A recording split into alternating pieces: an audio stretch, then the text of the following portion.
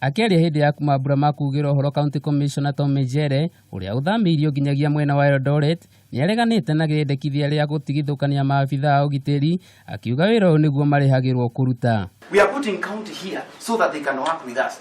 Please, this is time to work together. It's not the time to isolate. Mwena-inĩ wake mũnini wa County Commissioner Douglas Mutia nĩeranĩire kũgacĩrithia haro ya kũhũrana na wĩkinaĩ o ũndũ ũmwe na njohi ici. We cannot compromise on them.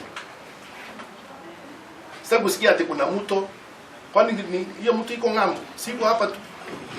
So unless if you are benefiting from those illicit activities, and that is the backing I want everybody to the political arm to give us that support. That I actually don't compromise on service delivery, and especially on the elimination of those illicit brews and drugs. Mwena-inĩ wake Ejere nĩagathĩrĩirie ũnyitani mwega gatagatĩ ka honge itiganĩte o hamwe na kamĩtĩ cia ũgitĩri akĩendekithia County Commissioner mwerũ ũnyitanĩri.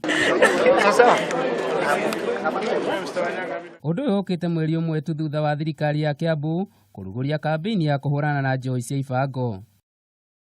Andũ-inĩ a Kameme TV njĩtagwo Mĩrĩng'ũ wa Mũngai.